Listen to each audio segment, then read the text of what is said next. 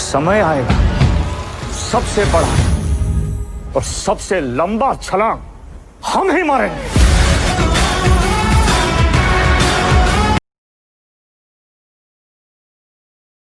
Hello प्यारे कृषि विद्यार्थियों, आप सभी का एक बार फिर से वेलकम है अपने YouTube चैनल एग्री ट्यूटोरियल पर।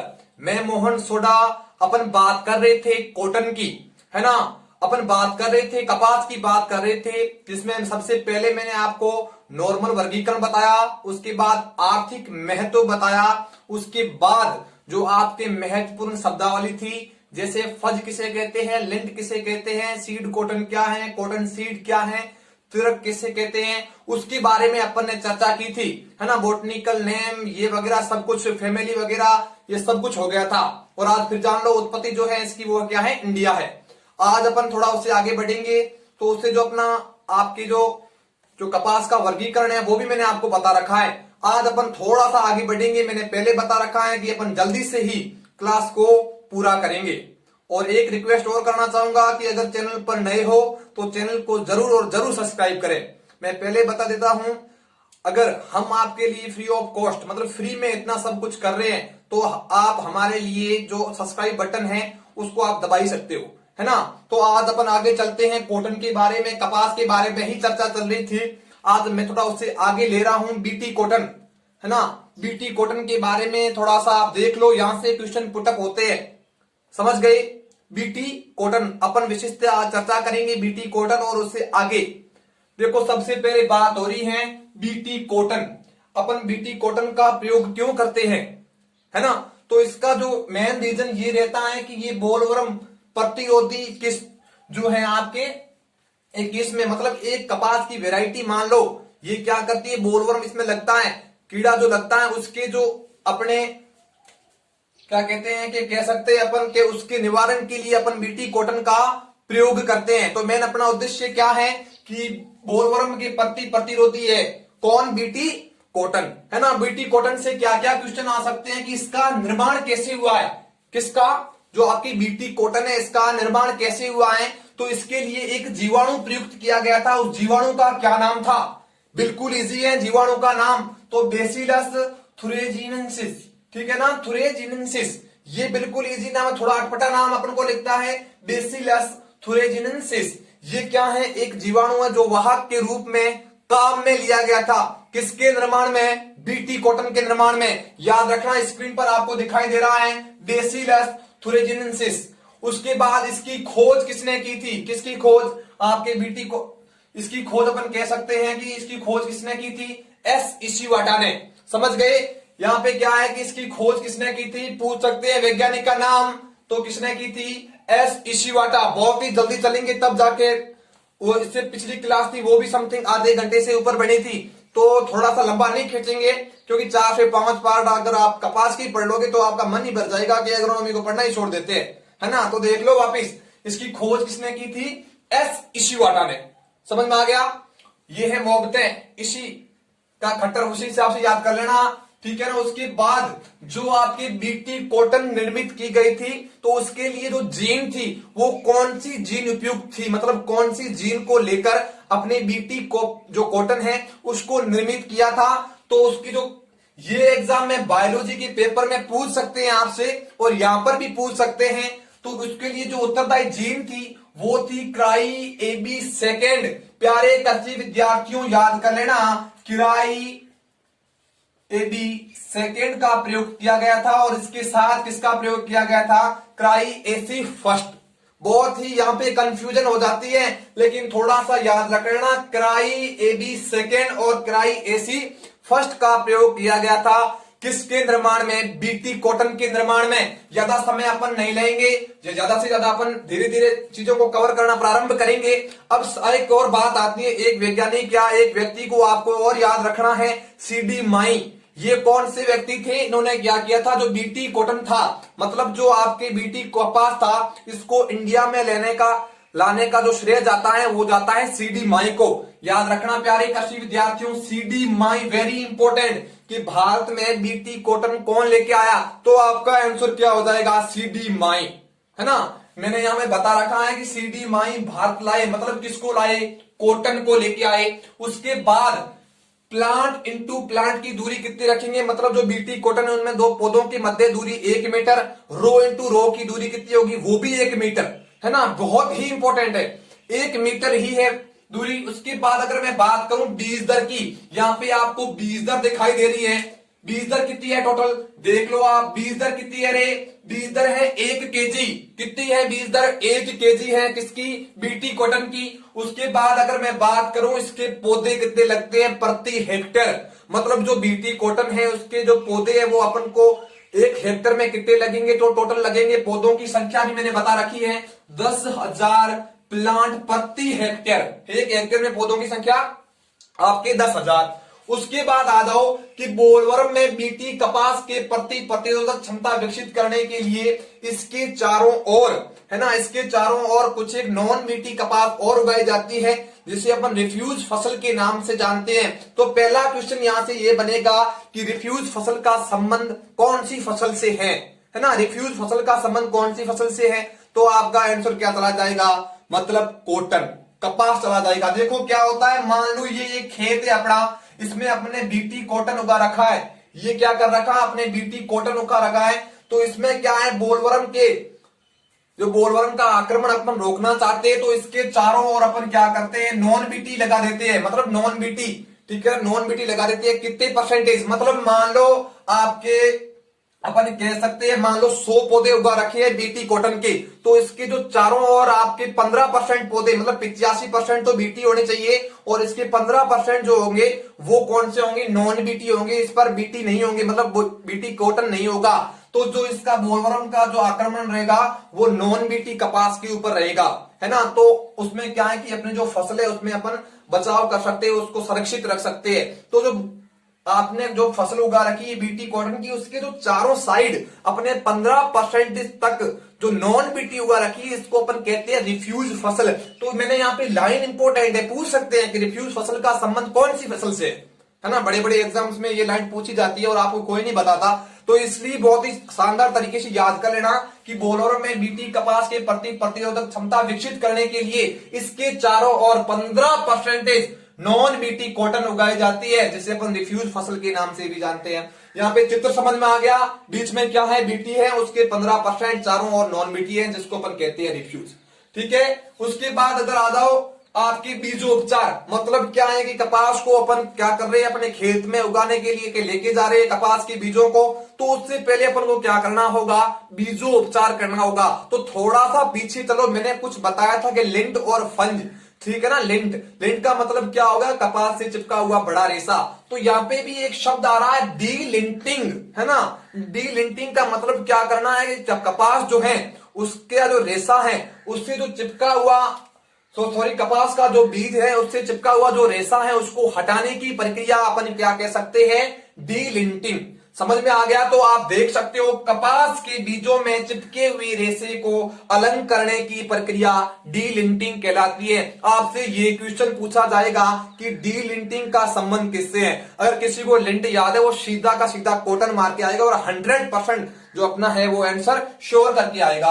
उसके बाद अगर मैं बात करूं, अगर अपन डी लिंटिंग करना चाह रहे हैं तो अपन कौन कौन से उपाय करेंगे, तो उसके लिए जो उपाय कौन कौन से हैं, गोबर की खाद का प्रयोग करेंगे और किसका प्रयोग करेंगे, जिंक क्लोराइड का अपन उपयोग करेंगे, ZnCl2 का उपयोग करेंगे और किसका उपयोग करेंगे, H2SO4 का भी अपन उपयोग करेंगे। समझ गए, ये क्या है उपाय, गोबर की खाद है, जिंक क्लोराइड है और H2SO4 है। अब देखो थोड़ा सा नीचे मैंने एक लाइन बता रखी है, इसको स्टार मार लेना अगर बड़े एग्जाम की तैयारी कर रहे हो आप लोग, ठीक है ना। अगर 1 केजी बीज है ना, अगर 1 केजी बीज को अपन उपचारित करना चाह रहे हैं किससे, H2SO4 से, तो अपन को जो है H2SO4 की मात्रा कितनी चाहिए। मान लो जो अपना कपास है उसको अपन H2SO4 से उपचारित करना चाह रहे हैं, मतलब बीज को अपन उपचारित करना चाह रहे हैं, तो अपन को जो H2SO4 की जो मात्रा है वो कितनी चाहिए, तो इसके लिए अपन को मात्रा चाहिए 100 ml, मतलब 100 ml मात्रा चाहिए। तो कभी कभी क्या करते हैं, जो आपके इसमें क्या करते हैं, अनुपात में पूछ लेता है कि सीड और H2SO4 के जो अनुपात कितना रहेगा इसको उपचारित करने के लिए। तो सीड की जो मात्रा रहेगी वो रहेगी 10 और H2SO4 की मात्रा रहेगी 1। मतलब क्या हो गया, सीधी सी बात है, 1 kg बराबर 1000 ग्राम, तो उसके अपने 100 ml है तो 10:1। याद कर लेना, यहां से क्वेश्चन पुटअप हो सकता है। मैं पहले ही बता देता हूं, सीड और H2SO4 का अनुपात अपन कितना रखेंगे, 10:1।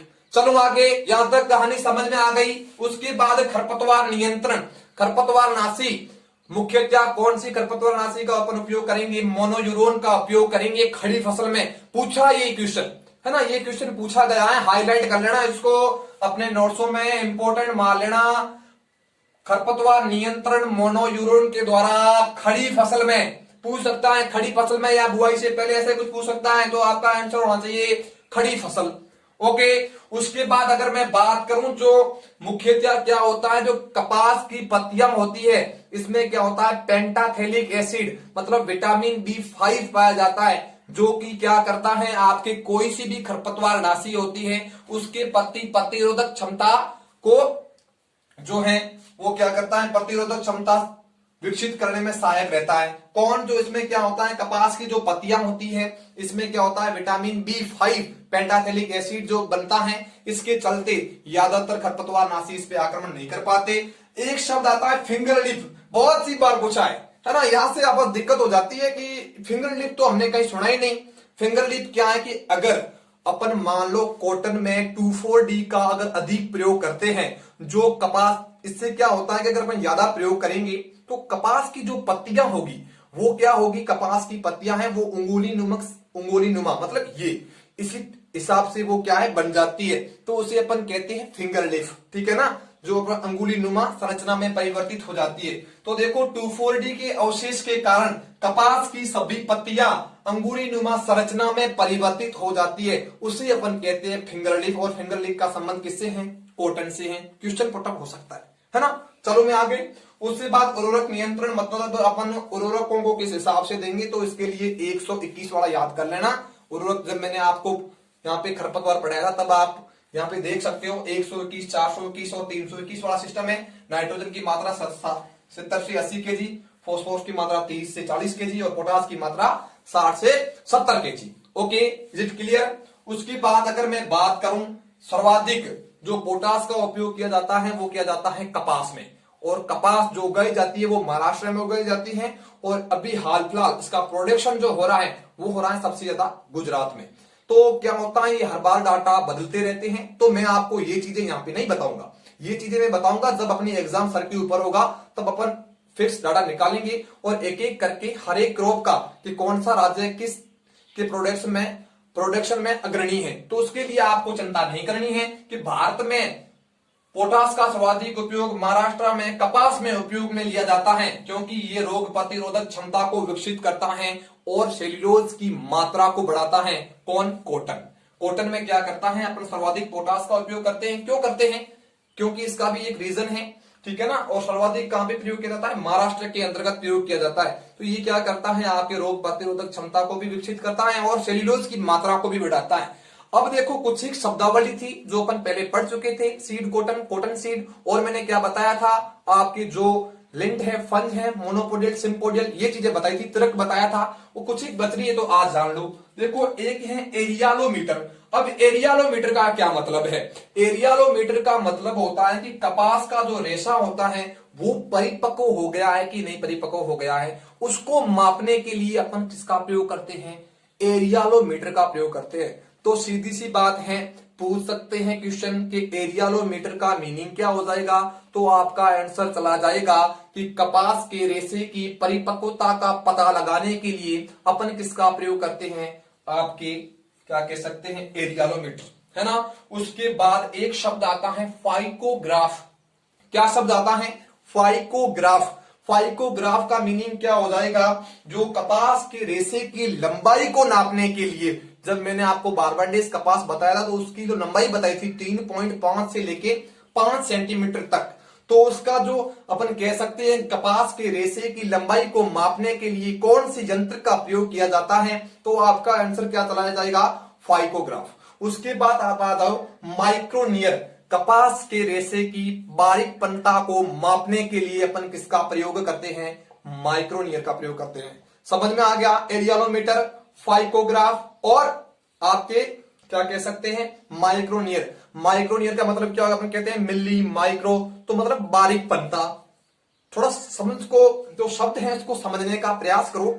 तो माइक्रोनियर का मतलब क्या हो गया, इसकी बारीकपनता। उसके बाद फाइकोग्राफ, पीछे क्या जुड़ा आ रहा है, ग्राफ। ग्राफ मतलब क्या है, लंबाई, ऊंचाई, चौड़ाई, लंबाई यहां से कर लो। उसके बाद एरियालोमीटर, एरियालोमीटर का मतलब क्या हो गया, परिपक्वता। ये जो चीजें हैं, अभी भी कपास बच रहा है। अब आप बोर हो गए हो यार इतना बड़ा कपास, जी हाँ, क्योंकि यहां से क्वेश्चन अभी तक अपने वेराइटीज नहीं पढ़ी हैं, इसकी अनुसंधान संस्था ने वो नहीं पढ़ी हैं, अभी तक रोग नहीं पढ़े हैं, कीट नहीं पढ़े हैं। अरे यारों बहुत लंबा है टॉपिक, थोड़ा सा धीरज बना के रखो, अपन 5-10 मिनट में इसको कंप्लीट कर लेते हैं। ये जो है ना मैंने बताया है, ये आप एक बार क्लियर कर लो और इसका जो है स्क्रीनशॉट ले लो।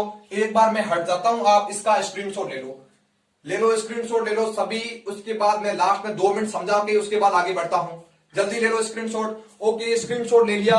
उसके बाद यहां पे मैं देखो सबसे एक लाइन बच रही है कि बीटी कपास को भारत में उगाने की अनुमति कब मिली, 2002 में। बीटी जो कपास है इसको भारत में उगाने की अनुमति 2002 लेके कौन आए, सीडी माई। कौन सा जो है आपके जीन उपयोग किया जाता है, क्राई AB सेकेंड, और कौन सा ले जाता है, क्राई AC फर्स्ट, है ना। इसके लिए जो वाहक है वो कौन सा जीवाणु है, बेसिलस thuringiensis, ठीक है, थोड़ा नाम अटपटा है, ठीक है। उसके बाद खोज किसने की, S इशिबाटा ने। P मतलब प्लांट टू प्लांट 1 मीटर। उसके बाद R मतलब रो की दूरी कितनी होगी, 1 मीटर। उसके बाद अगर पौधों की बात करूं तो आपके 10,000 पौधे, अगर मैं बात करूं सीड रेट की तो 1 kg, याद करना 1 kg। उसके बाद आपके फिंगर लिप्स का क्या मतलब हो गया, 2,4-D के अवशेष के कारण जो कपास की पत्तियां होती है वो अंगुलनुमा संरचना में परिवर्तित हो जाती है, इसे अपन कहते हैं फिंगर लिप। उसके बाद अगर मैं बात करूं बीजोपचार की, जिसमें आता है डीलिंटिंग, मतलब जो कपास से चिपका हुआ रेशा है उसको हटाने की प्रक्रिया है, उसे अपन क्या कहते हैं, आपकी बीजों से चिपके हुए रेशे को अलग करेंगे, उसे वो कहते हैं डीलिंटिंग। इसलिए अपन किसका प्रयोग करते हैं, गोबर की खाद ZnCl2, ठीक है ना, जिंक क्लोराइड। उसके बाद H2SO4 का प्रयोग करते हैं, अनुपात कितना रखेंगे, 10:1। ओके, उसके बाद आप जान लो 1 kg। अगर इधर आ जाओ, उर्वरक नियंत्रण ये बताने की जरूरत नहीं है। उसके बाद जो कपास है, कपास के जो पौधा होता है उसकी पत्तियों में विटामिन B5 पाया जाता है, पेंटाथेलिक एसिड पाया जाता है, जो क्या करता है, खरपतवार नाशियों के प्रति आपके कह सकते हैं, खरपतवार नाशियों की प्रति प्रतिरोधक क्षमता पैदा करता है। याद रखना, थोड़ा सा इसको इजीली समझने का प्रयास करें।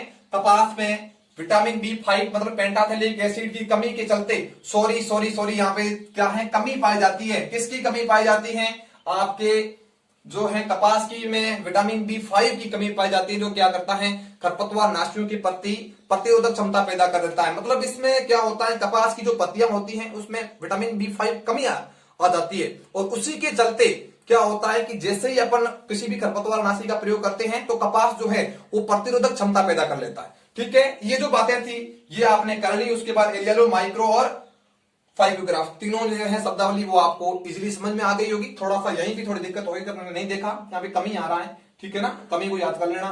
समझ में आ गया, रिफ्यूज फसल का मतलब समझ में आ गया। ये जो चीजें थी ये सब चीजें थी, उससे अपन आगे चलते हैं। ठीक है, इसको कर लो, जल्दी कर लो। ओके, यहां तक आपको कॉटन समझ में आ गया। उससे अपन आगे चलते हैं कि कॉटन में अपन क्या क्या पढ़ेंगे, ठीक है ना। उसके बाद कुछ ही वेराइटी बचती है, कीट एवं रोग, और क्या बच जाएंगे, जो आपके मैं कह दूं कि जो किस्में हैं वो अपन देखना प्रारंभ करेंगे। समझ में आ गया।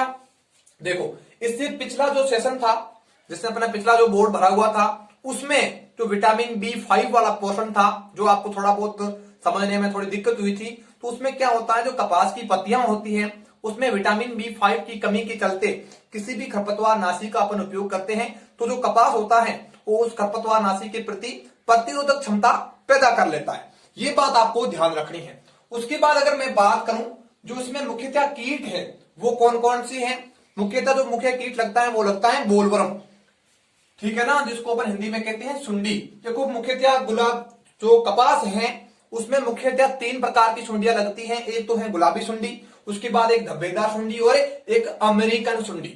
ये 3 प्रकार की सुंडियां लगती है। ये क्या है, इसकी मुख्यतः हानिकारक कीट हैं। इसको अपन किस नाम से जानते हैं, बोलवर्म के नाम से भी जानते हैं। मैंने पहले ही बता दिया जब बीटी बढ़ाया था। उसके बाद अगर मैं बात करूं, जो कीट होता है इसको नियंत्रण करने के लिए अपन किसका उपयोग करेंगे, अपन प्रयोग करेंगे फेरामेन ट्रैप का। और फेरामेन ट्रैप का प्रयोग करने का जो समय, उचित समय रहेगा वो आपके बुआई के 20 से 25 दिन के मध्य अपन करेंगे। समझ में आ गया? तो मैंने लिखा है नियंत्रण के लिए फेरामेन ट्रैप का प्रयोग करेंगे। कब करेंगे? आपके जो कह सकते हैं कि बुआई के 20 से 25 दिनों के मध्य कह सकते हैं, है ना। थोड़ी सी कोई बात, घड़ी बज गई, कोई बात नहीं, चलता है। उसके बाद अगर मैं बात करूं, एक लाल कीट है, ये लाल कीट का अपन नियंत्रण करना चाहते हैं तो फंदा या ट्रैप फसल के लिए अपन भिंडी का प्रयोग करके, मतलब चारों ओर आपकी जो रिफ्यूज फसल की तरह अपन क्या करेंगे, चारों ओर भिंडी की जो है वो फसल लगा देंगे। तो इस जो लाल कीट का आक्रमण है वो ज्यादातर भिंडी के ऊपर होगा और अपना कपास जो है वो सेफ बच जाएगा। अब आप ऐसे कहोगे कि यार वो तो भिंडी भी खा जाएंगे, तो भिंडी तो अपन इसलिए लगा रहे हैं, वो उनको खाने के लिए ही लगा रहे हैं, ठीक है ना, इनको रोकना नामुमकिन है। उसके बाद सफेद मक्खी, सफेद मक्खी को अपन कहते हैं बेमेसिया टेबेसाई, ठीक है ना, बेमेसिया टेबेसाई है। इसके नियंत्रण के लिए जो आपके सर्वांगी कीटनाशी जैसे इमिडाक्लोप्रिड, डाइमिथोएट, ये कीटनाशी अपन प्रयोग करेंगे। समझ में आ गई बात? उसके बाद अगर मैं आगे चलता हूं, इसके जो मुख्यतः रोग हैं, वेरी वेरी इंपॉर्टेंट, रोग से क्वेश्चन पुटअप हो सकता है। सबसे जो मैं पहला रोग ले रहा हूं वो है जीवाणु अंगमारी, ठीक है ना। जीवाणु अंगमारी किसके द्वारा होता है? जीवाणु के द्वारा होता है। और इसके जो जीवाणु कौन सा है? जेंथोमोनास। कौन सा? जेंथोमोनास। ये एक इसकी वेराइटी है, जेंथोमोनास मालवेसेरियम, मालवेसीरियम। ये क्या है? मालवेसी कुल है, इसलिए क्या हो गया? मालवेसीरियम। आपको नाम से ही पता चल जाएगा, आपको दिक्कत की जरूरत नहीं है। उसके बाद इसका परीक्षण, मतलब जीवाणु अंगमारी अगर रोग है, ये जीवाणु अंगमारी आपके कपास में भी, सॉरी कॉटन में भी लगता है और किसमें लगता है? चावल में भी लगता है। तो इसके लिए अपन क्या करते हैं? एक ओजो परीक्षण करते हैं। मतलब जो मैं जब चावल पढ़ाऊंगा तब आपको डिटेल से बता दूंगा कि ओजो परीक्षण है क्या, ठीक है ना। तो इसके परीक्षण के लिए ओजो परीक्षण और इसके उपचार के लिए स्ट्रेप्टोसाइनिन, ठीक है ना, साइक्लिन, पेरामाइसिन और स्ट्रेप्टोमाइसिन, बहुत ज्यादा नाम है। ये क्या है? एक एंटीबायोटिक है जिसका अपन प्रयोग करते हैं जीवाणु अंगमारी के नियंत्रण में। अब आ जाओ नंबर सेकंड रोग पे, पीत सिरा मोजेक। ये क्या है? एक विषाणु जनित रोग है जो क्या करता है? सफेद मक्खी के द्वारा फैलाया जाता है। समझ में आ गया बात? समझ में आ गई बात? जो ये पीत सिरा मोजेक रोग है ये आपके सफेद मक्खी के द्वारा फैलाया जाता है। जब अपन रोग एवं कीट पड़ते हैं तो दिमाग खराब हो जाता है। कोई बात नहीं, अपन एक बढ़िया सी क्लास लेंगे जिसमें टोटल रोग कवर करेंगे हर एक क्रॉप के, है ना। उसके बाद अगर मैं बात करूं, अगर पीत सिरा मोजेक का आप उपचार करना चाह रहे हो तो आपको क्या प्रयोग करना होगा? इमिडाक्लोप्रिड और डाइमिथोएट, ठीक है ना, डाइमिथोएट का प्रयोग करेंगे तो ये क्या है? सर्वांगी कीटनाशी है। उसके बाद छोटी पत्ती, वेरी इंपॉर्टेंट, बहुत सी बार पूछा गया है, जिंक की कमी से होता है और इसके उपचार के लिए अपन क्या करेंगे? ZnSO4 और चूने का प्रयोग करेंगे। तो मैंने बताया है कि जो छोटी पत्ती रोग है वो जिंक की कमी से होता है और इसका उपचार ZnSO4 प्लस चूना से करेंगे। उसके बाद क्रिंकल लिप, मैग्नीज की अधिकता, और इसका अपन उपचार कैसे करेंगे? अरे उपचार कैसे करेंगे? इसका उपचार करेंगे बुआई से पूर्व क्या करेंगे अपन? चूने का प्रयोग करेंगे। ओके, यहां तक बातें समझ में आ गई क्या? समझ में आ गई बातें। अब एक शब्द आता है ओटाइयाजीनिंग। अरे ओटाइयाजीनिंग परसेंट, ठीक है ना, ये वेरी वेरी इंपॉर्टेंट। 3 स्टार कर लो, 5 स्टार कर लो, जीनिंग या ओटाई परसेंट पूछ सकते हैं कपास का। तो जो कपास का आपके ओटाई परसेंट है वो है 33%। याद रखना कृषि विद्यार्थियों, 33%। कपास का जो है वो कितना रह जाएगा? 33%, 33% जीनिंग परसेंट है। उसके बाद अगर मैं देसी की बात करूं तो देसी का 35 से 40 हो जाएगा और अमेरिकन किस्मों का जीनिंग परसेंटेज बात करूं तो आपके 30 से 35। अमेरिका का थोड़ा कम रखना है और देसी का जीनिंग परसेंट थोड़ा सा अधिक होता है ना। जीनिंग जो परसेंट है वो कैसे निकालते हैं उसका भी एक फॉर्मूला है। देखो उसका फॉर्मूला क्या हो जाएगा कि रेशे का भार बट्टे रेशे प्लस भूसे का भार। ये क्या हो गया? जब अपन बीज पढ़ रहे थे तभी ऐसा कुछ फॉर्मूला आया था, ठीक है ना, कटाई सूचकांक का, वैसे के वैसे रेशे का भार प्लस रेशे प्लस बीज का भार इंटू 100। अब ये बात आती है कि ओटाई या जीनिंग परसेंट होता क्या है? क्या ये शब्द क्या है? अपन ओटाई या जिनिंग कह तो रहे हैं, किससे कहेंगे अपन ओटाई या जिनिंग परसेंट? तो क्या होता है, जो कपास का जो बीज होता है, ठीक है ना, उससे क्या है, रेशा अलग करने की प्रक्रिया क्या कहलाती है? आपकी ओटाई कहलाती है। तो देखो मैंने बता रखा है कि बीज से रेशे को अलग करना जिनिंग कहलाता है, और कपास का सामान्यतः जिनिंग परसेंट 33% होता है, और देसी किस्मों का होता है 35 से 40, और आपके अमेरिकन का होता है 30 से 35। This is clear. उसके बाद संस्थान, वेरी इंपॉर्टेंट मान लेना, यहाँ पे नीचे नहीं दिखाई दे रहे तो मैं बोल लेता हूं। कपास, केंद्रीय कपास अनुसंधान संस्थान कहां पे है? नागपुर, महाराष्ट्र में। केंद्रीय कपास अनुसंधान संस्थान नागपुर, महाराष्ट्र में है, और केंद्रीय कपास प्रौद्योगिकी अनुसंधान संस्थान वो भी महाराष्ट्र में है, ठीक है ना। उसके बाद अगर मैं बात करूं, वेरी वेरी इंपॉर्टेंट, किसमें जो है वो आपको याद करनी है, किस्में तो याद करनी भी ही पड़ेगी किसी भी हालत पर, ठीक है। अब अपन किस्मों को स्टार्ट करें तो सबसे पहले देशी किस्में कौन सी हैं? लोहित, उसके बाद दिग्विजय और G27। इसकी कोई भी ट्रिक नहीं है बेटा, कोई भी ट्रिक नहीं है, आपको रटनी ही पड़ेगी, ठीक है ना। उसके बाद इपीजियन किस्में कौन सी है? जो किस्में इंपोर्टेंट है वही बता रहे हैं, सुजाता, सुवीन, MCU4। अगर नहीं दिखाई दे रही है तो आराम से एक बार स्क्रीनशॉट ले लेना और अपने नोट्स में चिपका लेना। उसके बाद अगर मैं बात करूं जो अमेरिकन कपास है उसकी कौन कौन सी किस्में हैं, वेरी इंपॉर्टेंट, बीकानेरी नरमा, सुपरवाइजर में पूछा गया है। बीकानेरी नरमा किसकी वैरायटी है? तो आपका आंसर होना चाहिए कपास की, और कपास के भी अंतर्गत पूछे तो अमेरिकन कपास की, ठीक है ना। जो अमेरिकन कपास की कौन सी किस्म है? बीकानेरी नरमा। ये बीकानेरी नरमा जो किस्म है ये धारवाड़ कर्नाटका से निर्मित की गई थी। कहां से की गई थी? धारवाड़ कर्नाटका से। कुछ एक लोग होते हैं इसमें बीकानेर करके आ जाएंगे, नहीं, नाम तो चाहे बीकानेरी भले ही है पर इसका जो निर्माण है वो धारवाड़ कर्नाटका में हुआ है। उसके बाद गंगानगर, अगेती, मरु, विकास और RST 9।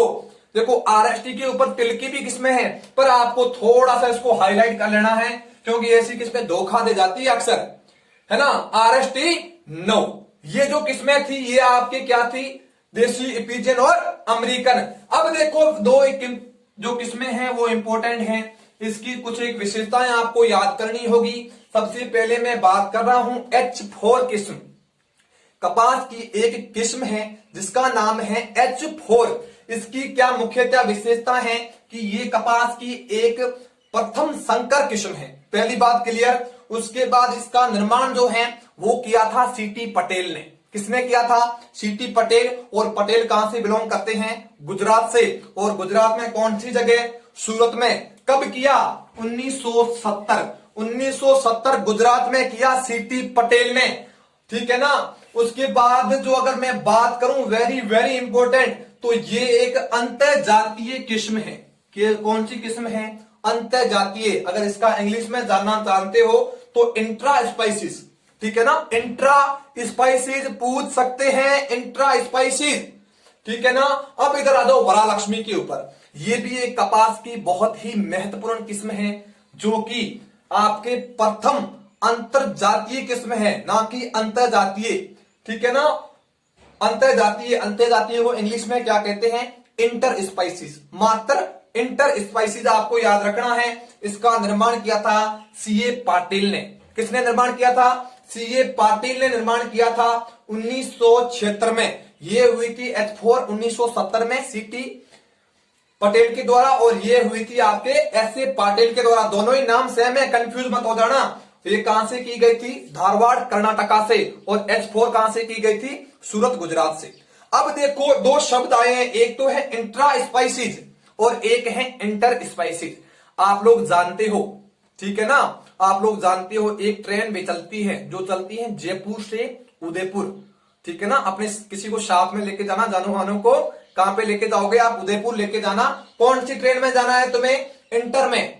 जो इंटरसिटी ट्रेन है, मतलब उस ट्रेन का नाम ही है इंटरसिटी, है ना। एक शहर से दूसरे शहर, मतलब शहर कितने आ रहे हैं? 2 आ रहे हैं। उसी प्रकार इसमें क्या है, जो वरालक्ष्मी जो आपकी किस्म है, इसमें भी कपास की 2 प्रजातियों का प्रयोग करके ये वरालक्ष्मी किस्म जो है वो उत्पन्न की गई थी। वो 2 किस्में कौन सी हैं? एक तो है आपकी गोसिपियम हिस्टूटम, मैंने बताया था गोसिपियम आर्बेरियम, गोसिपियम हिस्टूटम, गोसिपियम बारबाडेंस, वो बताए थे जो 4 आपके कपास के प्रकार थे। तो उसी प्रकार इसमें क्या किया है, एक तो गोसिपियम हिस्टूटम लेते हैं और एक लेते हैं गोसिपियम बारबाडेंस। तो इसके द्वारा, इसीलिए अपन इसको बोल रहे हैं आपके इंटर स्पाइसिस, ठीक है ना, दोनों अलग अलग है। तो जयपुर और उदयपुर भी अलग अलग है, उसको जो अपन को क्या करना है उसी हिसाब से, ट्रिक्स के हिसाब से याद करना है, क्योंकि दोनों ही अक्सर सेम है और हिंदी और इंग्लिश में भी दिक्कत हो जाती है। एक तो अंत्य है और एक है अंतराजातीय, तो प्रॉब्लम तो होनी तय है, ठीक है ना। तो देखो इसमें क्या ले रहे हैं अपन, हिस्टूटम और हिस्टूटम ही ले रहे हैं, क्योंकि इसमें अपन अलग अलग नहीं करेंगे। इंट्रा में अपन क्या करेंगे, दोनों एक जैसे ही रखेंगे। मतलब S4 का जब निर्माण किया था सीटी पटेल ने, तो उन्होंने एक तो वैरायटी ली गोसिपियम हिस्टूटम और दूसरी भी वैरायटी ली थी, वो भी ली थी गोसिपियम हिस्टूटम। यहां पे मैंने बता रखा है, आप देख सकते हो इजीली। अगर मैं वरालक्ष्मी की बात करूं तो उन्होंने कौन कौन सी वैरायटी ली, एक तो ली थी गोसिपियम हिस्टूटम और एक ली थी गोसिपियम बारबाडेंस। उनके मध्य क्रॉस करवाया तो एक वैरायटी बन के आई, उसका नाम उन्होंने क्या दिया, वरालक्ष्मी नाम दिया।